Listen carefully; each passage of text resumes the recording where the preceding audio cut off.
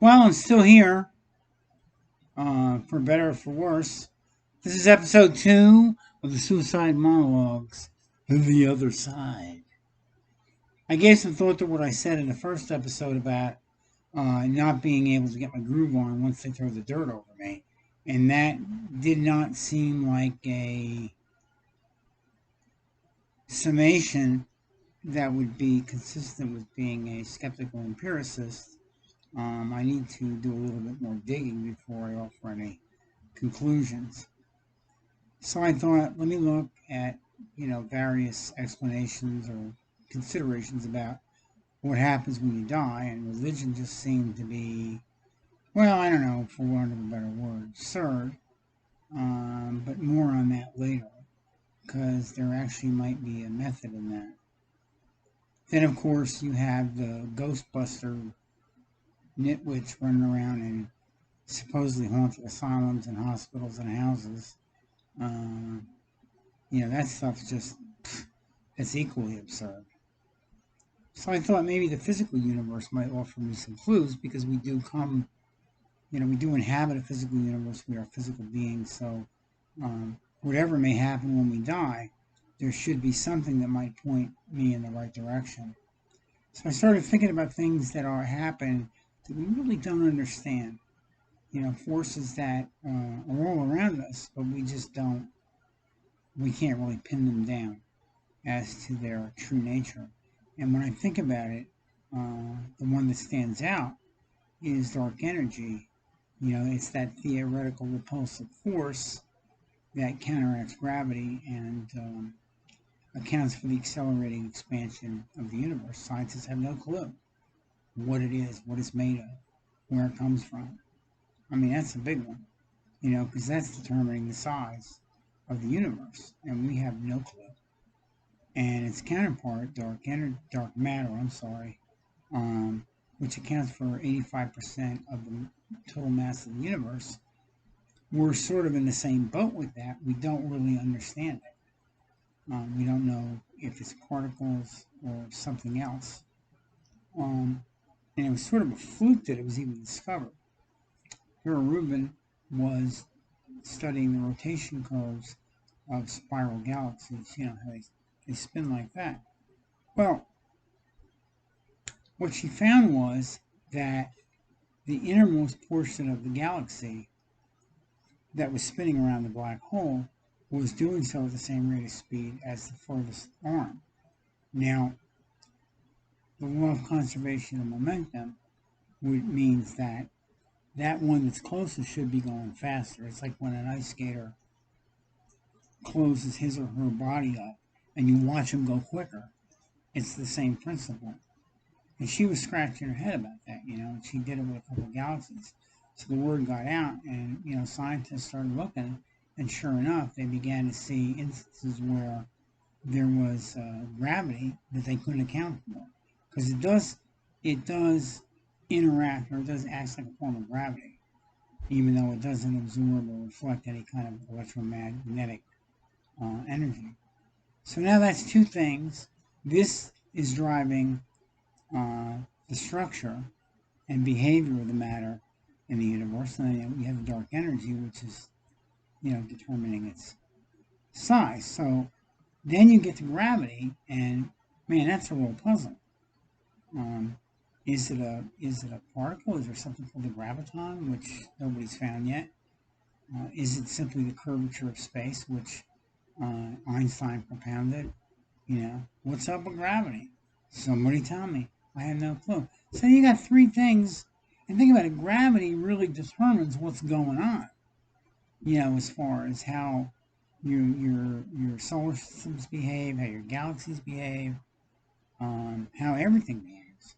And we have no freaking clue as to what's going on there. And you move a little farther down the line, and you get to life.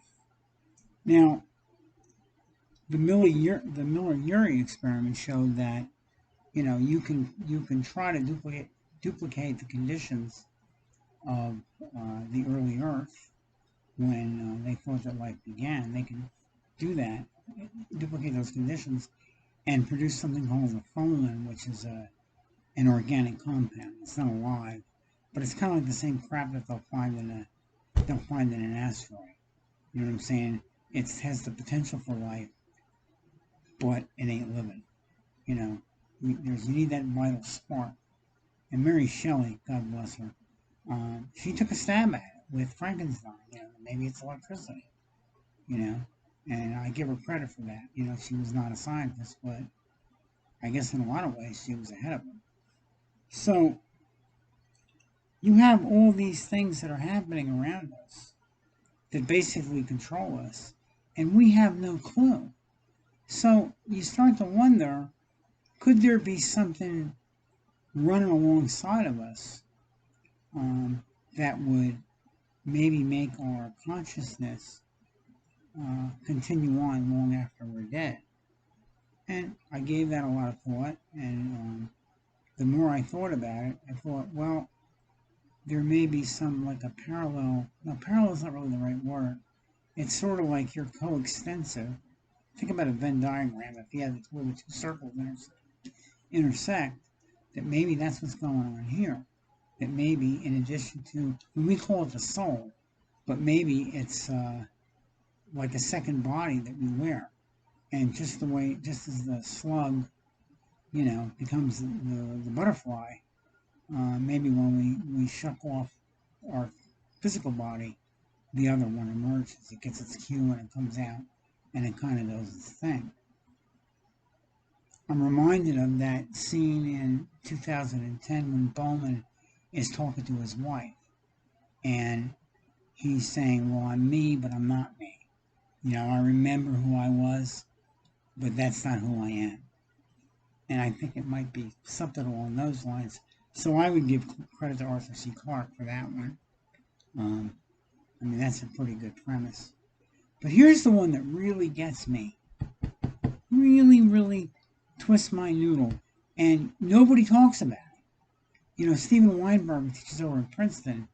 You know, he's all a Twitter about we have the standard model, we know what's going on, we know the fermions, the baryons, the leptons, you know, we got the whole quark thing down, we know there's 3 kinds of neutrinos, you know, but you're missing something, and it's a big something, and it makes me wonder, you know, what I just said about a body coextensive with this one. I think indirectly it's probably the strongest piece of evidence. Let me give you an example. Say you got 25 bricks. Say you got 50 bricks, okay? And they're made of clay, and they've been baked, and they're hard, and whatever.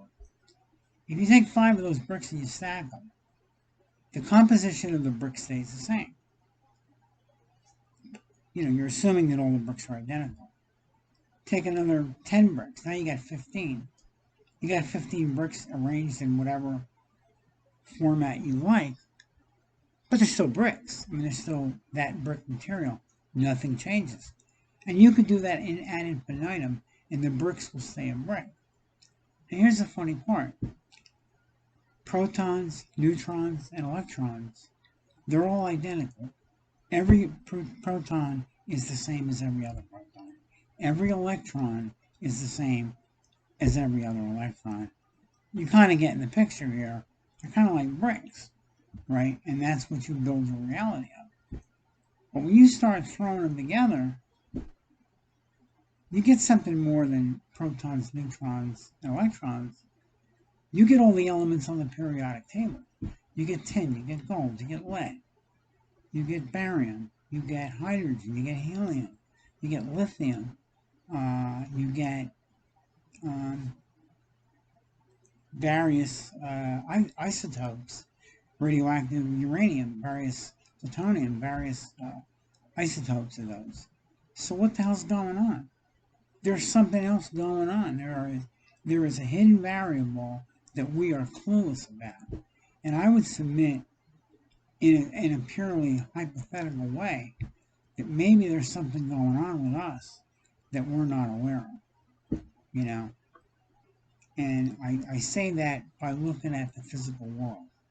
You know, I'm not running around with a little ghost detector. I'm trembling with fear because there might be a ghost in here. You know, that it's something that's alive and well. and we carry along with it. I guess maybe we get it at birth. Maybe it interacts with other energies that are around us. But reminded of what Newton said. He stood on the shore before a great ocean of truth, and that is just so true. We know so little about everything, and I mean, I think that's a humbling experience. It really puts things in perspective that um, we're not all that in a bag of chips. I mean, I'll tell you, the guy that really nailed that, and I wish he had written more philosophy and maybe a little less fiction, was H.P. Lovecraft. I mean, he knew it. I mean, he's got a couple of quotes that, man, they are spot on, spot on as far as our place in the cosmos. And I'm not going to read them to you. You can go look them up. Just punch in H.P. Lovecraft and they'll come right up. So, that's my take on what happens when you die. I published a story in the Journal of Science and Philosophy. It's called Stairway to Heaven. You can read it online. And basically, the scholar built something called a psi-scope, and he's able to detect souls, if you can want a better word, leaving the earth. And he does rough calculations about the mortality rate, and the two do correlate. So he figures out that maybe that's what's going on, that these souls are leaving the earth and they're going somewhere. Well, where they're going is to the center of the galaxy. There's a black hole. It's the center, and he postulates that it's a great overmind. That all that great mind, it's like a hive mind. All that stuff is going in there. And then he started correlating it with speculative animal mortality rates. And he sees much the same thing. And then the leap here is he begins to look at habitable worlds, or what Hubble or James Webb has identified as a potentially habitable world, and he sees the same thing: souls leaving. So, I had to give this some thought about what might happen if I off myself, or generally when speaking, what happens when you die. I mean, it may not be as bad or as empty as I previously thought it was. Take the Pepsi challenge. So that's my contribution, my philosophical contribution to what's happening when we die. Good news is I can walk around a little bit better without the brace. I mean, not a lot, but man, I am so grateful for that, to not be stuck in the bed, to be able to sit in a chair and not be miserable all the time. I think I'm getting back to the position that I've been here 13 minutes now, to where I could actually sit down and concentrate to write. The biggest problem was the mind-body connection was making my hand do what I wanted to do on the keyboard, and I couldn't get it to do that. And some of that I attribute to healing. Some of that is the 20 milligrams of Oxycontin I take. So, man, I feel so good. I feel so happy. Boo, yeah. Okay, right on. So anyway, that's episode 2. I think those oxycodone is really hitting me now, and I'm starting to lose it. So I'm going to sign off. I think I've talked way too much. Anyway, let me just say, y'all have a Merry Christmas and a Happy New Year. And, try to get along with your family, because you're not going to be around forever, and neither will they. You don't want to leave with any unfinished business. You got to apologize. If you got to be the bigger man, then be the bigger man. Don't be stupid, because you will regret it. Anyway, this is Carlton, the Destroyer, signing off. Oh, I want to say one more thing.